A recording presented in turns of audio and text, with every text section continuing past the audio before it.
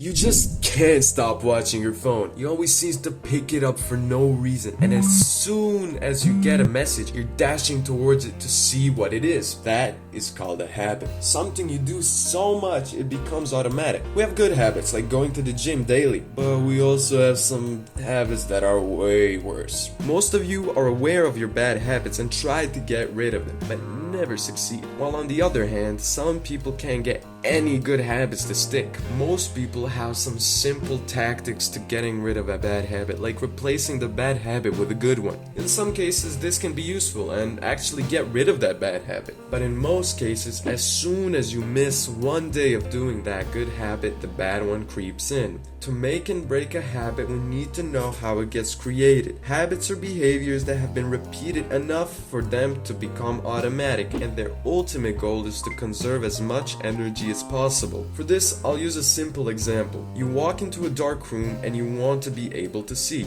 So you flip the switch, satisfying your craving to see. Therefore, turning on the light switch becomes associated with being in a dark room. All of this happens because of a feedback loop running every moment you're alive. In summary, this loop runs on the basics of a cue, triggering a craving, motivating a response, and in return giving you a reward. Now that you know how habits are created, let's talk about what you actually came here for. Let's say you have this awful habit of playing video games. Even with all of the fun you're having, you aren't getting any work done. The biggest problem of this is the console is always on and right next to your workspace. You seeing that console is a cue to start playing games. So we should reduce exposure to that console. So instead of working next to the console, leave the room and go work somewhere else in the house. Even better, get it out of the room completely so you can focus on your work. So we got it out of our room. Great. Still though, we keep thinking about it. Work is now associated with gaming all of a sudden. We need to reframe your mindset. People say playing games is good for you, but the underlying benefits of not playing games is even better. You get more work done. You aren't frying your dopamine receptors. Alright,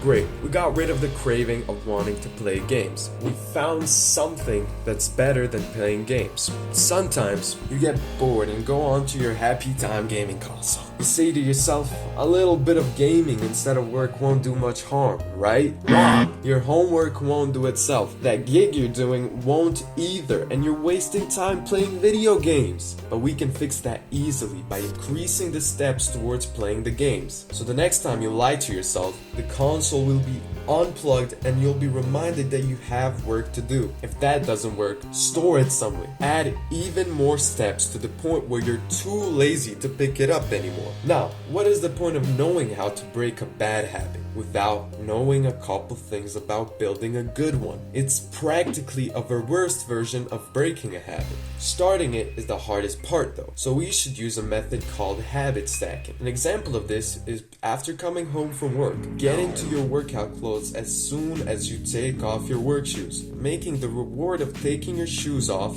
a cue to change into your workout clothes. But maybe your clothes are hidden in a drawer somewhere and you're too lazy to take it out. Put them somewhere where they are visible. Also, build a habit tracker. By making a habit tracker, you'll get into the mindset of not breaking the chain. Along with this, never miss this habit twice. If you miss once, get back on track as soon as possible, even if it's the bare minimum. Lastly is to change your circle. Find better friends. Truth is that all of these friends you hang out with and drink, smoke, and play video games with, you're not friends with each other. You're friends with the substances and video games. Even if you want to quit these things, they'll try to pull you down because they just don't want to see you better than them. Find better friends, even if it's just one that will grow alongside you. Increasing your testosterone and removing most of the things that kill it is a way to keep your habits consistent. Since testosterone is the leading factor to motivate you into success. And lastly, just to break the bad news, it should be difficult. Nothing in life comes easy and you know it. Instead of looking